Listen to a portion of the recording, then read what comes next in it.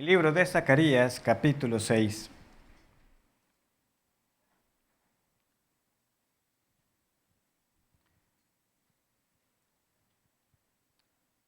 Para aquellos que son visitas recientes, nosotros hemos estado estudiando por varios años los profetas menores, hemos ido avanzando por muchos de ellos, y en estos meses hemos estado en el libro de Zacarías. Hemos ido porción por porción avanzando, y hoy corresponde entonces este texto, Zacarías capítulo 6, que leo para ustedes. Dice así. Vamos a leer los primeros 8 versículos. De nuevo, alcé mis ojos y miré, y aquí 4 carros que salían de entre 2 montes, y aquellos montes eran de bronce. En el primer carro había caballos alazanes, en el segundo carro caballos negros, en el tercer carro caballos blancos, y en el cuarto carro caballos overos rucios rodados. Respondí entonces y dije al ángel que hablaba conmigo: Señor mío, ¿qué es esto? Y el ángel me respondió y me dijo: estos son los 4 vientos de los cielos, que salen después de presentarse delante del Señor de toda la tierra. El carro con los caballos negros salía hacia la tierra del norte, y los blancos salieron tras ellos, y los overos salieron hacia la tierra del sur. Y los alazanes salieron y se afanaron por ir a recorrer la tierra. Y dijo: id, recorred la tierra. Y recorrieron la tierra. Luego me llamó y me habló diciendo: mira, los que salieron hacia la tierra del norte hicieron reposar mi espíritu en la tierra del norte. Nosotros hemos llegado al último sueño de los 8 que se le mostraron al profeta Zacarías, como parte de estas revelaciones que le llegaron en una sola noche. Aunque son sueños, también hemos visto que son la palabra de Dios. Es Jehová quien le dio estos sueños, estas visiones al profeta. Y este último sueño tiene, como en todos los que hemos visto, relación con los sueños anteriores, pero principalmente ¿con cuál? Con el primero, ¿verdad? Porque si nosotros nos regresamos al capítulo 1 y vamos al versículo 8, que se le mostró al profeta, dice ahí la palabra de Dios lo siguiente, Zacarías 1:8, vi de noche y aquí un varón que cabalgaba sobre un caballo alazán, el cual estaba entre los mirtos que había en la hondura, y detrás de él habían caballos alazanes, overos y blancos. Y como en esa ocasión también el profeta preguntó: ¿qué son estos, Señor mío? Todo hay relación, pero el hecho de que estemos ante este último sueño no significa que estamos ante la última revelación que recibió el profeta. De hecho, si ustedes ven el versículo 9 del capítulo 6, ¿qué es lo que dice? Vino a mí palabra de Jehová. Es decir, el profeta siguió recibiendo más palabra del Señor. A lo que estamos llegando a la conclusión es de estas 8 visiones como tal, que forman un grupo, ¿verdad? Que tienen una conexión muy íntima entre sí. Y también, para aquellos que no están familiarizados con estos sueños, notamos lo mismo, ¿verdad? Que hay ciertas dificultades. Uno lee el lenguaje y es un poco complejo a veces entender algunos términos o exactamente qué está ocurriendo. Sin embargo, yo creo que si algo podemos sacar de aprendizaje de estas visiones que hemos estudiado, es que si uno las lee con cuidado, el punto central sale a la luz muy sencillo. Y entonces, lo demás, aun si no es tan claro, pasa a un segundo plano y uno entiende cuál fue realmente ese mensaje central que el Señor comunicó. Y eso ha sido realmente invariable en cada sueño. Hemos visto lo mismo. Hay quizás algunas partes que no son tan claras, pero el propósito sale con mucha facilidad, salta a la vista. Principalmente en ese primer sueño que recordábamos, por supuesto hay diferencias, ¿verdad? Hay relación, pero hay diferencias. Esos caballos sí eran montados, y principalmente ese caballo alazán se nos dice que había un varón de Jehová que lo montaba, que era el ángel de Jehová, que es el Señor Jesucristo. Estos de aquí no parece que estén siendo conducidos por alguien. Parece que son carros que están siendo llevados por los caballos solamente. Pero en esa primera visión, cuando salieron aquellos jinetes por orden del varón del Señor, ellos llegaron con un reporte. ¿Y qué decía el reporte? Las naciones están confiadas, están tranquilas, están reposadas. Pero en esta visión, ¿quién es el que reposa al final? Que es lo que hemos leído en el versículo 8. Es Dios quien reposa al final. Vemos entonces cómo claramente se cierra, ¿verdad?, esta serie. Es el Señor quien tiene la victoria al final. Muy posiblemente, ¿verdad?, como todo esto ocurrió en una sola noche y siendo este el octavo sueño, ya está acercándose el amanecer. Cuando esa luz del sol, ¿verdad?, empieza a brillar, y aquí se nos han mostrado dos montañas o montes de bronce. Por lo que si nos ubicamos en lo que está ocurriendo en el profeta, podemos ver ese sol pegando sobre esas montañas de bronce y siendo, ¿verdad?, un brillo casi que ciega a la persona, ¿verdad? Un gran brillo que estaba siendo parte de esta visión. Y como dice un comentarista, muy posiblemente este último mensaje que vino cerca del amanecer, de modo que estos montes de bronce brillaron con la luz matutina como un símbolo de esperanza y un nuevo día. Un día que todo cristiano espera, cuando entremos por los portales de esplendor para cantarle al Dios a quien le pertenece la victoria y la alabanza. Y ese es básicamente el resumen de lo que vamos a estar estudiando esta mañana. Pero ¿cómo lo vamos a dividir? Básicamente los primeros 7 versículos nos muestran a nosotros la soberanía de Dios siendo ilustrada. Se nos muestra un Dios que es soberano, y estos carros y estos caballos tiene todo el propósito de simbolizar esa soberanía, esa victoria de Dios. Y el versículo 8 finaliza con esa promesa de que un día esa victoria se consumará. Entonces, básicamente veremos la soberanía de Dios ilustrada y, en segundo lugar, la victoria de Dios asegurada. Volvamos entonces al versículo 1. Dice así: de nuevo alcé mis ojos y miré, y he aquí 4 carros que salían de entre 2 montes, y aquellos montes eran de bronce. En esta primera parte de estos versos que nos ilustran la soberanía de Dios, tenemos aquí a los elementos que llevan a cabo la voluntad de Dios. Se nos dice que salen 4 carros de entre 2 montes. Entonces veamos brevemente estos elementos que se nos presentan acá. ¿Verdad? Hay 2 montes que son de metal, este metal que es el bronce, y salen 4 carros. Ahora, ¿qué tipo de carros están saliendo? Y principalmente pensando aquí en los más pequeños niños, no se imaginen los carros que ustedes conocen en estos días, ¿verdad? No son esos carros, son más los que han visto quizás en películas o series que ambientan un poco el mundo antiguo. Eran esos carruajes con 2 ruedas que eran, ¿verdad?, impulsados por caballos, usualmente 2 caballos. Y aunque este tipo de carros o de carruajes se empleaban a veces para transportar a nobles, a reyes, principalmente estos carros tenían un uso militar. Eran para salir a la batalla, y quien tuviera más carros tenía más posibilidades de vencer. La primera vez que los vemos nosotros mencionados en la Biblia nos debe ser bastante familiar. Fue cuando los egipcios salieron tras los israelitas, ¿verdad? En Éxodo se nos narra cómo salieron ellos con sus carros. Esto fue lo que salió. Ese tipo de carruajes con 2 ruedas impulsados por caballos fuertes. Entonces es claramente una imagen militar de fuerza. Luego más adelante se nos dice a nosotros que los israelitas tuvieron muchos problemas contra los filisteos, porque resulta que los carros de ellos eran carros herrados. Leemos esa frase. Es decir, que tenían placas metálicas para hacerlas más resistentes.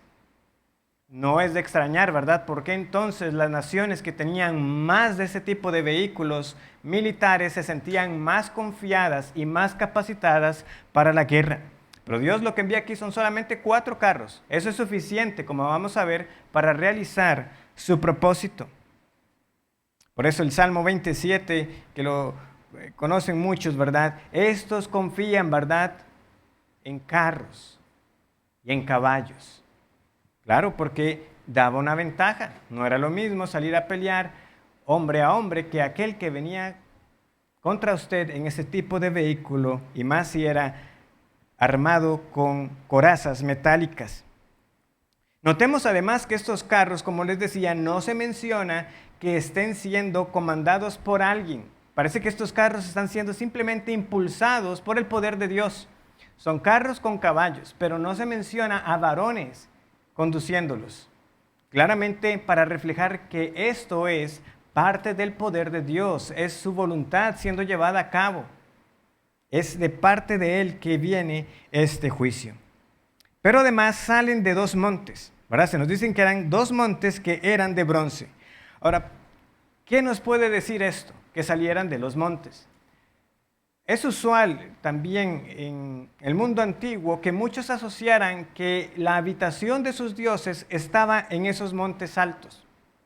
Y de hecho, bueno, Jehová mismo, ¿verdad?, se reveló al pueblo en ocasiones desde los montes, con truenos, con fuego, con temblores. Entonces es posible que eso pudiera estar en mente aquí para hacernos ver que es la habitación de Dios, pero yo pienso que hay que ver incluso un poco más allá, porque el Señor en otras partes ya había dejado claro que a Él no se le podía limitar meramente como un Dios de los montes.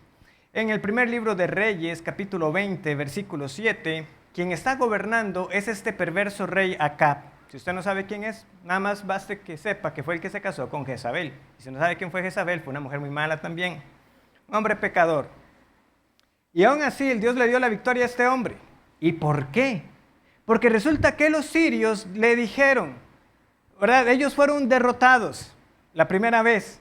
Y entonces ellos dijeron, vean, la razón por la que caímos derrotados es porque el Dios de ellos es Dios de montes, pero no es Dios de valles. Peleemos con ellos en los valles y veremos cómo le ganamos. ¿Qué dijo el Señor? Primer libro de Reyes 27. Por cuanto los sirios han dicho, Jehová es Dios de los montes y no Dios de los valles, yo entregaré toda esta gran multitud en tu mano, para que conozcáis que yo soy Jehová. Y fueron vencidos. ¿Por qué? Porque Dios no es solamente Dios de los montes. Aún les digo, Dios sin duda se reveló también desde las montañas.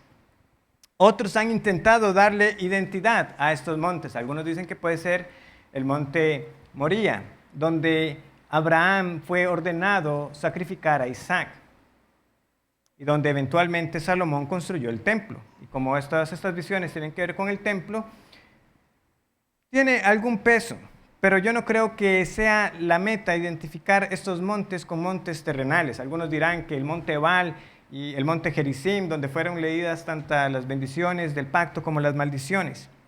Yo creo que esta imagen tiene relación con el templo, pero no tanto por el monte en el que fue construido, sino porque el templo mismo tenía dos columnas de bronce.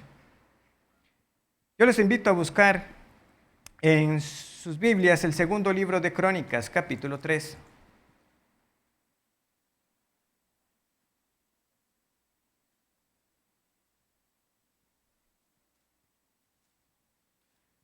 El segundo libro de Crónicas, capítulo 3, nos cuenta a nosotros algunos detalles del templo que fue edificado por el rey Salomón. Y ya en algunos sueños de Zacarías hemos visto, ¿verdad?, un candelero. En el templo había un candelero. Hemos visto un rollo gigante que tenía las medidas del patio del templo.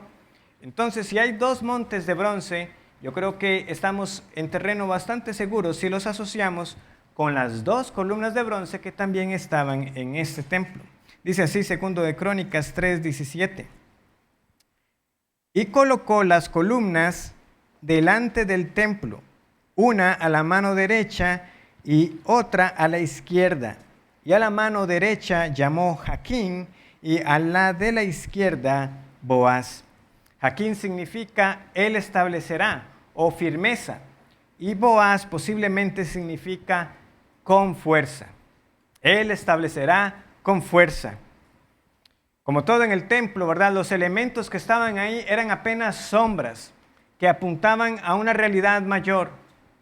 Y en este caso, estas columnas de bronce y el templo como todo apunta, ¿verdad?, más bien a la morada de Dios celestial, como se nos está presentando acá, a aquel que gobierna y establece todo con su poder y firmeza. Entonces ahora sí tenemos el cuadro completo.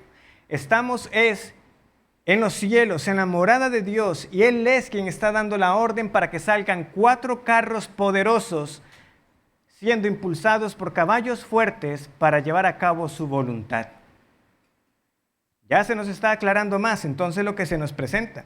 Sin embargo, se nos da un detalle adicional. Se nos empieza a contar acerca de los colores de estos caballos, ¿verdad? Dice el versículo 2 que en el primer carro había caballos alazanes, en el segundo carro caballos negros, en el tercer carro caballos blancos y en el cuarto carro caballos overos rucios rodados.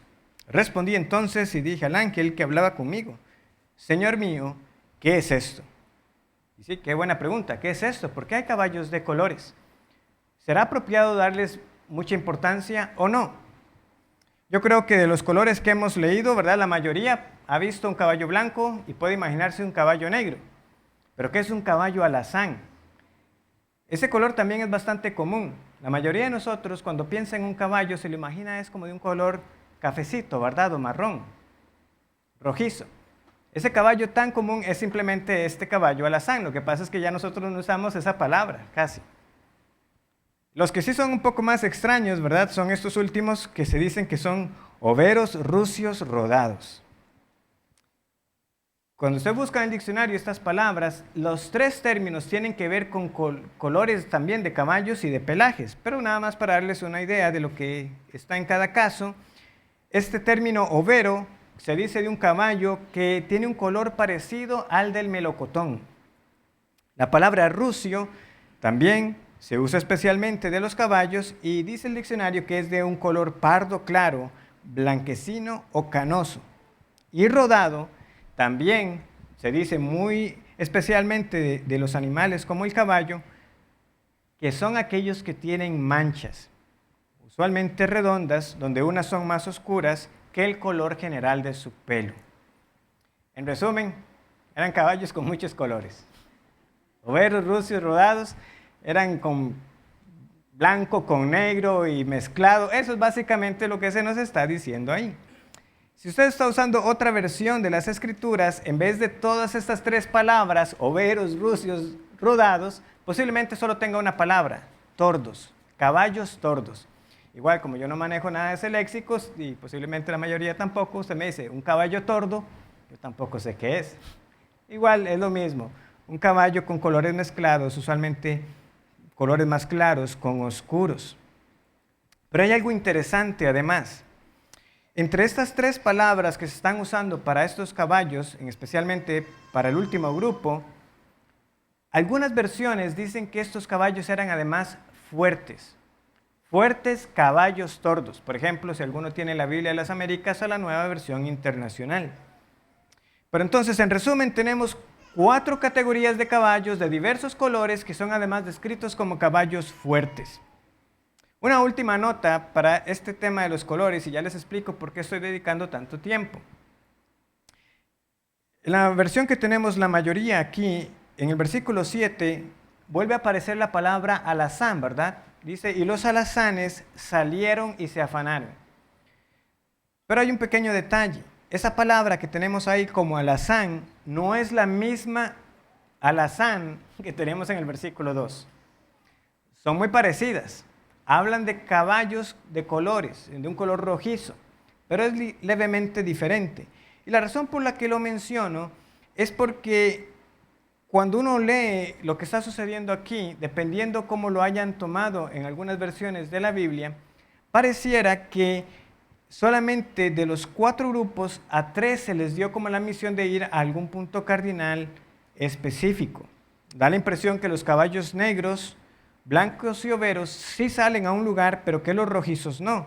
Pero como vemos en nuestra versión, aquí también a los rojos se les dio una labor para salir. Entonces, como les decía, ¿por qué estoy invirtiendo todo este tiempo para hablar de colores, del pelaje, de caballos? Primero, porque estoy consciente que alguno que esté siguiendo la predicación con otra versión de las Escrituras podrá notar que no se parece a lo que estoy yo leyéndoles acá.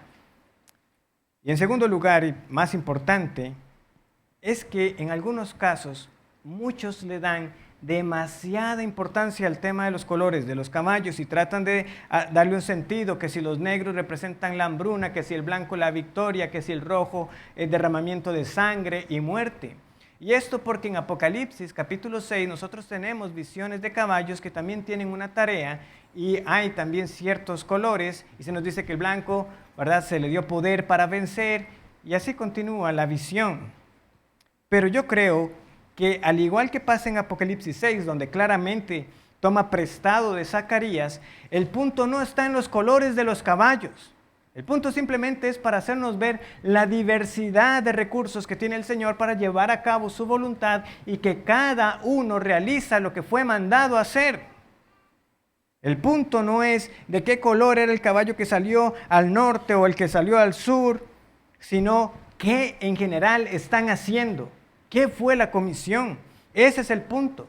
¿Qué salen a hacer estos 4 carros alados por estos caballos que son símbolo de fuerza y poder, que salen de la presencia misma de Dios? Y aquí es donde viene la respuesta, porque Zacarías pregunta, ¿qué es esto?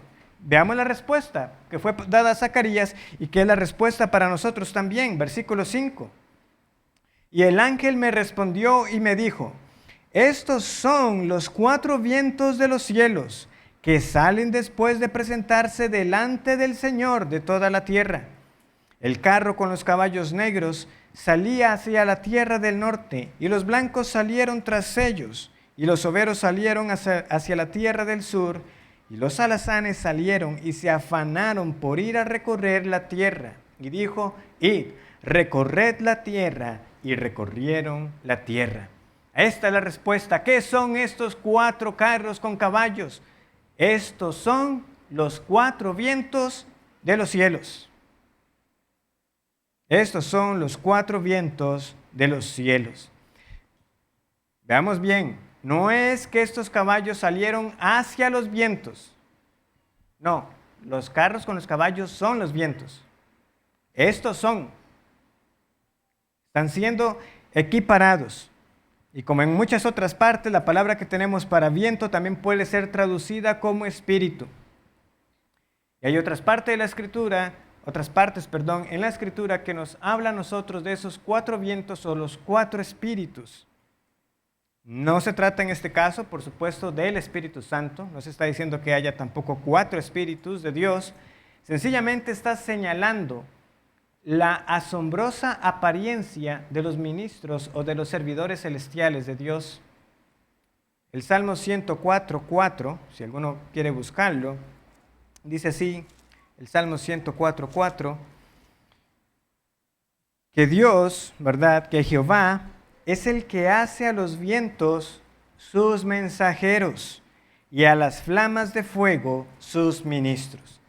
Es simplemente esa apariencia imponente que se le está dando a estos que son en última instancia ministros de Dios, ministros celestiales que salieron ¿de dónde?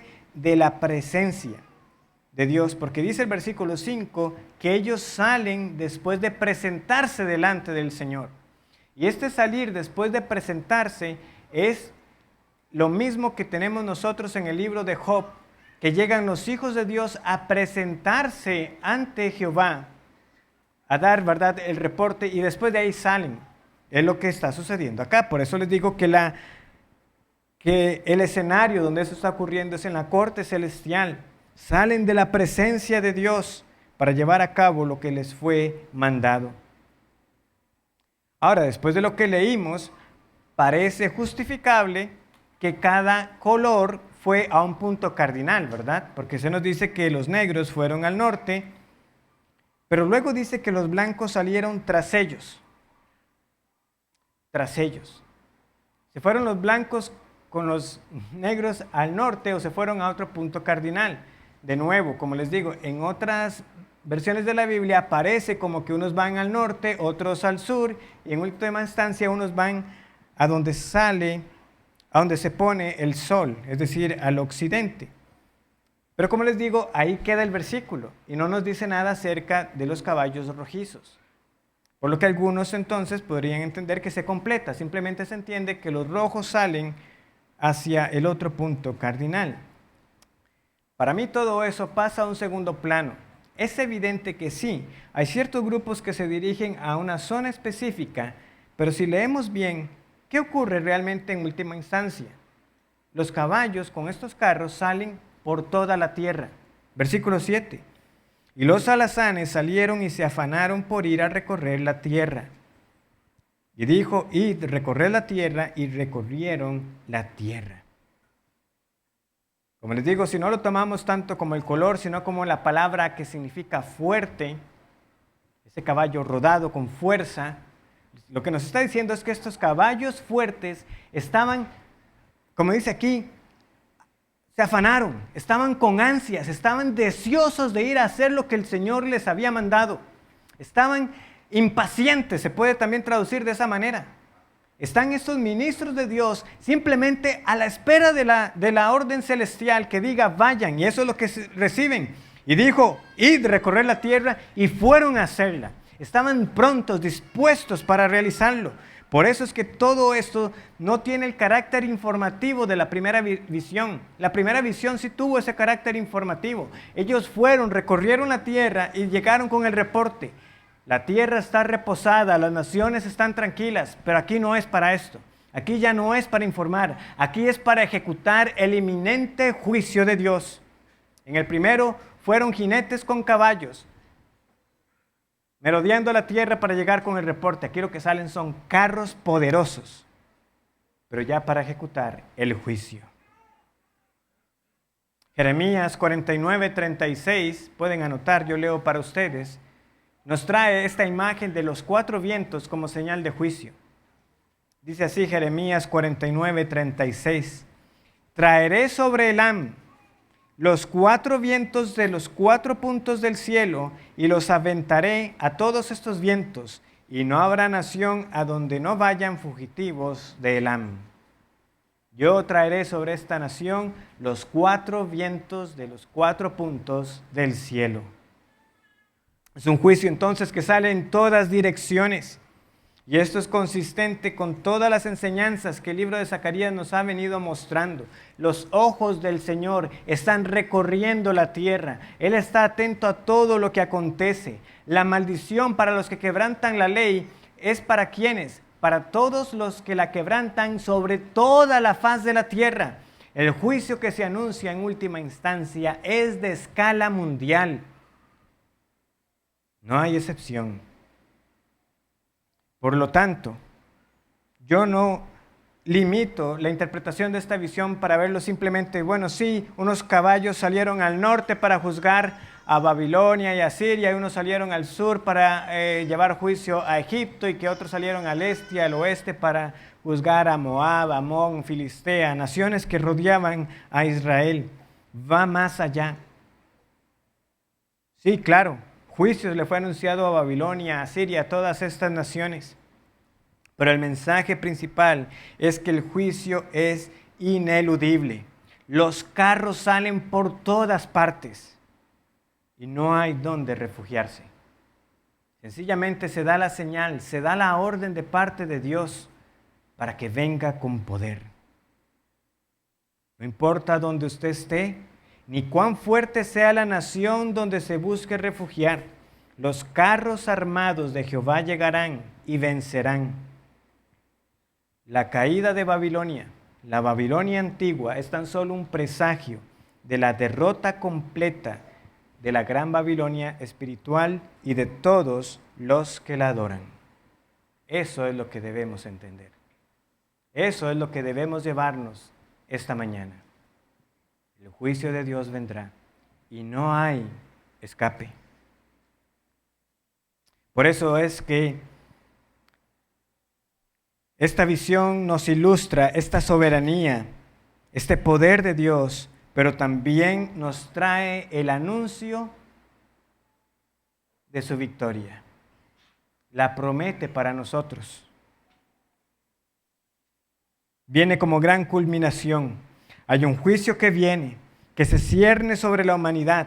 Los carros están ansiosos por llevarlo a cabo, están afanados para que se dé esa orden final, pero una vez que se da la orden, ¿qué es lo que dice esta profecía? ¿Cómo culmina? ¿Cómo concluye? Versículo 8.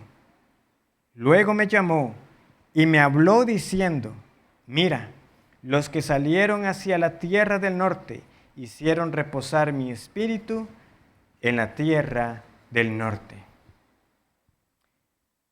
Dios es el gran vencedor al final. Luego que los carros finalizaron, se muestra al Espíritu de Dios reposando en la tierra del norte. Y este reposar tiene la idea de aplacar la ira, del enojo del Señor siendo apaciguado. La ira de Dios, a diferencia de la ira del hombre, no es pecaminosa. La ira del hombre, nos dice Santiago, no obra la justicia de Dios, pero la ira de Dios por el pecado es justa. Y un día la ejecutará de modo que no habrá más juicio. Vean que simplemente los carros terminan y ahora Dios reposa. Ya no hay más que hacer después de eso. Pero el hecho de que haya un último juicio, que no les haga olvidar que las consecuencias sí serán eternas después de que se dé el último veredicto. Ahora, sí podemos preguntarnos, ¿por qué en última instancia reposa en el norte? ¿Por qué no reposa en el sur? ¿O por qué no reposó en el este o en el oeste? Eso es más fácil de entender. ¿Por dónde invadían usualmente a Jerusalén? Por el norte. Asiria, Babilonia. Estos usualmente ingresaron y irrumpieron a través del norte. Y particularmente fue Babilonia por ahí que se los llevó cautivos. Es también ahí, ¿verdad? En esa tierra del norte, en Babilonia, como veíamos en la visión de la mujer que estaba en ese efa, donde también se llevan a la maldad, ¿verdad? ¿A dónde se llevan a esta mujer llamada maldad? Se la llevan a este templo que está siendo edificada en la tierra de Sinar, es decir, en Babilonia. Entonces, hace sentido que Dios diga que ahora su espíritu reposa en el norte. ¿Por qué? Porque eso era lo que ellos usualmente asociaban. ¿De dónde venían usualmente los enemigos? ¿De dónde venían usualmente las invasiones? Venían del norte, pero ahora Dios dice, después de mi juicio, yo estaré reposado en el norte. Ya no habrá nada más que hacer, ya no habrá más que temer, ya no habrá más maldad que pueda venir a romper la paz del pueblo de Dios. Es un cuadro de victoria, Dios reposando. Claramente no porque Dios se canse, no porque Dios necesite el reposo, es para hacer ver que Él es quien está en control. Dios reina, Dios es soberano, Dios de dioses es nuestro Dios y por eso los ancianos, los ángeles y los 4 seres vivientes cantan así en Apocalipsis. Amén. La bendición y la gloria y la sabiduría y la acción de gracias y la honra y el poder y la fortaleza sean a nuestro Dios por los siglos de los siglos. Amén. Él es quien tiene la victoria. Él es quien gana al final. Esto es lo que debería estimular a cada uno aquí para poder decir amén juntamente con los ancianos y con los ángeles. Porque Dios vence. Pero hermanos, qué pronto lo olvidamos. Qué pronto vivimos como si esta victoria fuera cualquier cosa para el pueblo del Señor. Todas las satisfacciones, todas las victorias y éxitos de esta vida son temporales. Cuénteme a alguien, ¿cuánto ha sido lo más que le ha llegado a durar una felicidad en esta tierra? No estoy diciendo que esté mal, yo me he alegrado por muchas cosas. Lo que pasa es que a veces esa no dura ni una hora. Porque luego viene otra noticia que, qué mal. Siempre vendrá alguna dificultad, siempre vendrá alguna dolencia, siempre habrá alguna imperfección en esos mismos triunfos que los hacen breves, temporales, insuficientes. Pero nosotros, los que somos del Señor, tenemos como motivo de alabanza y para cantar una victoria que durará para siempre, que nunca será opacada por nada más. Cantaremos a aquel que nos libró del pecado con poder. Celebraremos y daremos la honra y la gloria al Cordero que nos redimió de la muerte y el pecado. Eso sí es digno de celebrarse. Eso sí es digno para estar alegres todo el tiempo en medio de las dificultades de esta vida. Porque recuerden, ellos estaban trabajando por edificar el templo, sí, pero eso no fue sin pruebas. Estaban siempre los enemigos queriendo hacerles detenerse. Pero el Señor les recuerda, yo tengo la última palabra. Yo soy el Dios victorioso. Yo soy el que los he llamado. Por lo tanto, la primera visión, como les decía al inicio, empieza con las naciones reposadas, tranquilas, como si no hubiera consecuencias por el pecado. Pero esta octava visión finaliza con Dios reposando. El triunfo definitivo es de nuestro Dios. ¿Y qué con que Dios gane? Como les decía, somos tan obstinados a veces que estas promesas que se nos recuerdan a través de la predicación de la palabra, las vemos así como recordatorios a veces. Sí, Dios gana. Eso es lo que la Biblia nos dice al final. Él va a juzgar y Él va a salvar. Como si eso no tuviera mayor repercusión en la vida diaria. Pero saben, esa no ha sido la comprensión de muchos creyentes a lo largo de la historia, que han aguardado y vivieron anticipando ver el día de la victoria de Dios. Particularmente quiero contarles de la autora del himno que cantamos antes de la predicación, de Edith Sherry. Ella fue la autora de Descanso en ti. Ella nació en 1872 en Inglaterra y quedó incapacitada teniendo apenas 1 año y 4 meses o 16 meses. ¿Por qué? Por la polio. Y tuvo que caminar con muletas por el resto de su vida. Además de eso, cuando ella tenía 6 años, su hermanita de 4 años, su única hermana, murió. Y eso también la afectó mucho, la devastó. Sin embargo, también desde una temprana edad fue evidente que tuvo un don para la poesía, al punto que llegó a completar 2 volúmenes de poemas e himnos. Sufrió 2 derrames cerebrales de niña y finalmente un tercer derrame cerebral le quitó la vida a los 25 años. Murió bastante joven.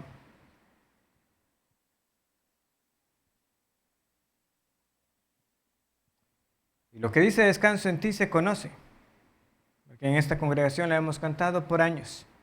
Descanso en ti, mi defensor y escudo, pues en la lid contigo a salvo estoy. En tu poder a combatir acudo, descanso en ti y en tu nombre voy. Oh Salvador, voy en tu santo nombre amado, digno de loor, justicia, paz y redención del hombre, Rey de la gloria y príncipe de amor. Sin embargo, quiero leer las 2 últimas estrofas traduciendo del original, aunque eso signifique que voy a sacrificar en este momento la métrica y la rima, para que vean cómo se expresó ella. Vamos con fe, sintiendo nuestra gran debilidad y necesitando cada día más tu gracia conocer. Sin embargo, de nuestros corazones resuena un canto de triunfo. Descansamos en ti y en tu nombre vamos.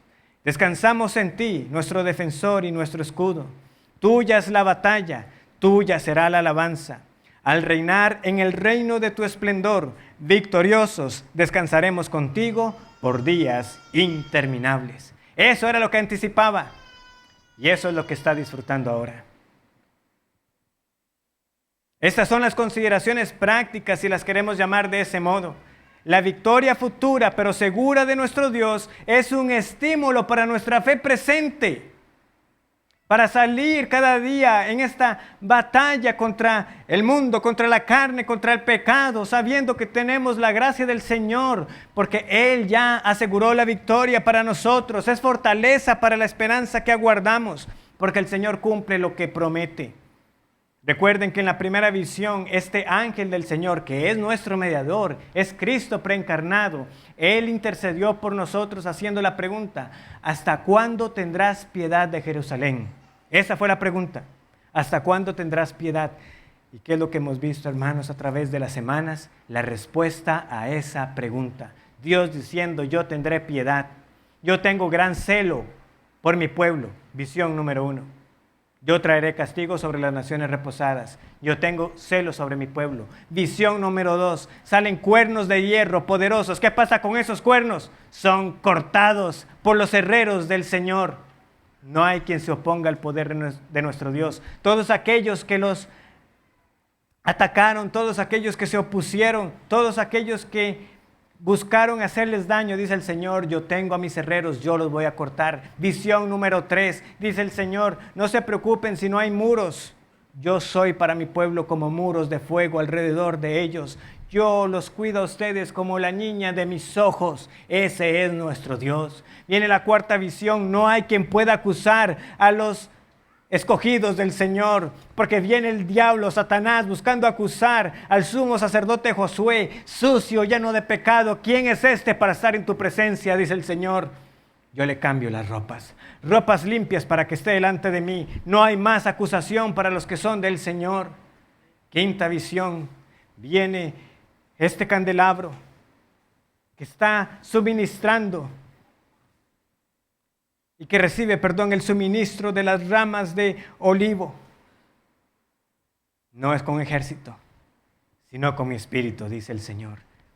No solamente cuida de nosotros, sino que nos capacita con el poder de su espíritu para vivir la vida que nos manda que vivamos. Viene la sexta visión: sale ese rollo gigante volando.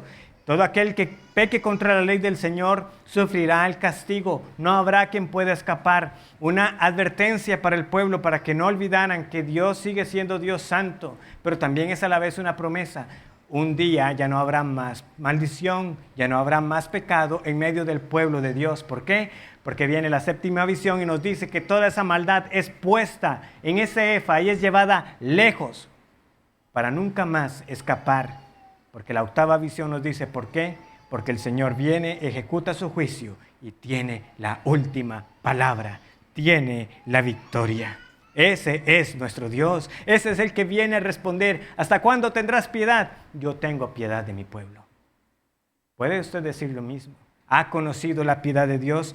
Todos deberíamos poder decir que la hemos conocido si hemos creído por la fe en Jesús, porque se nos han dado las mismas ropas de justicia, se nos ha dado el mismo poder del Espíritu Santo y se nos ha librado del poder del pecado. Por eso ahora todo cristiano lo que aguarda es que regrese aquel de quien ahora testifica.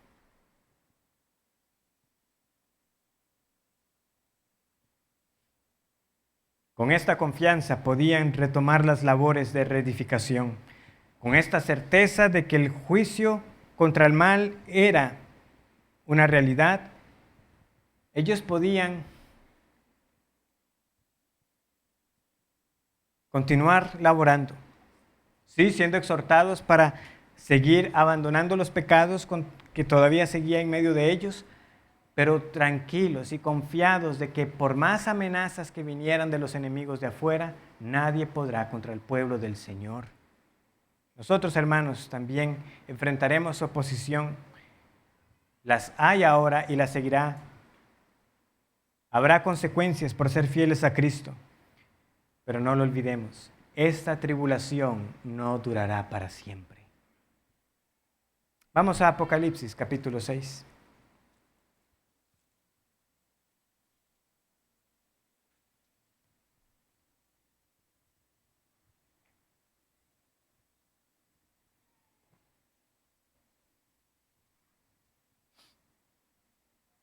En Apocalipsis capítulo 6, ¿verdad?, salen también caballos de diversos colores. ¿Hay relación con las visiones de Zacarías? La hay, pero también hay sus diferencias, pero sobre todo nos recuerda a nosotros a grandes rasgos un mismo punto: Dios es soberano. Dios es soberano en nuestra redención Dios es soberano en el juicio que anuncia. No vamos a leer todo el capítulo, pero ¿verdad? En el versículo 2 sale un caballo blanco. Luego leemos nosotros, ¿verdad?, de un caballo amarillo en el versículo 8. Y siguen saliendo caballos de diversos colores. Pero vean lo que pasa en el versículo 9. Cuando abrió el quinto sello, vi bajo el altar las almas de los que habían sido muertos por causa de la palabra de Dios y por el testimonio que tenían. Y clamaban a gran voz diciendo: ¿hasta cuándo, Señor, santo y verdadero, no juzgas y vengas nuestra sangre en los que moran en la tierra? Hay un clamor. ¿Hasta cuándo? ¿Verdad? La primera visión: ¿hasta cuándo tendrás piedad? ¿Hasta cuándo, Señor? ¿Cuándo vendrá tu juicio? Eso clama el pueblo del Señor. Viene la respuesta. Y se les dieron vestiduras blancas y se les dijo que descansasen todavía un poco, hasta que se completara el número de sus consiervos y sus hermanos, que también habían de ser muertos como ellos. Miré, cuando abrió el sexto sello, y aquí hubo un gran terremoto, y el sol se puso negro como tela de silicio, y la luna se volvió toda como sangre, y las estrellas del cielo cayeron sobre la tierra, como la higuera deja caer sus higos cuando es sacudida por un fuerte viento. Y el cielo se desvaneció como un pergamino que se enrolla, y todo monte y toda isla se removió de su lugar.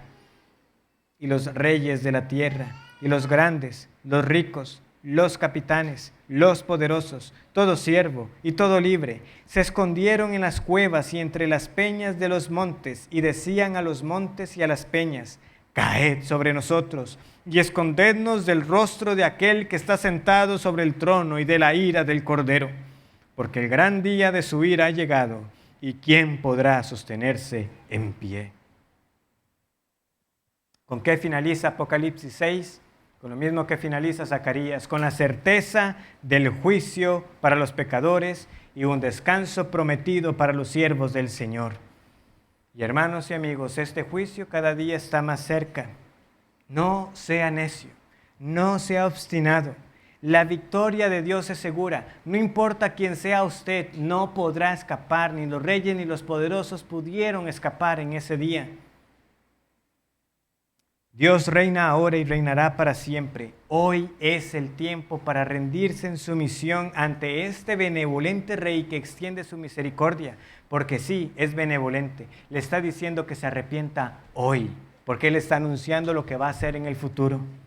Los que hemos sido salvados, hoy es el día para que también seamos despertados, para vivir más conscientes del Dios al que servimos y en cuyas manos están nuestras vidas, que nos ha dado la mayor demostración de piedad al salvarnos de la condenación que merecíamos. Y eso debería producir en nosotros alabanzas y un agradecimiento para servirle a Él con nuestras vidas enteramente. Oremos. Gracias, Señor, por tu palabra. Gracias por instruirnos a lo largo de estas 8 visiones de Zacarías, que son también para tu pueblo hoy. Que entendamos que tú has hablado, y qué consuelo para tu pueblo saber que la victoria es segura. Aún tendremos que enfrentar las consecuencias del pecado y de la muerte en esta vida, pero la última palabra la tienes tú. Ayúdanos a vivir de esa manera, más alegres, anticipando más aquello que vendrá.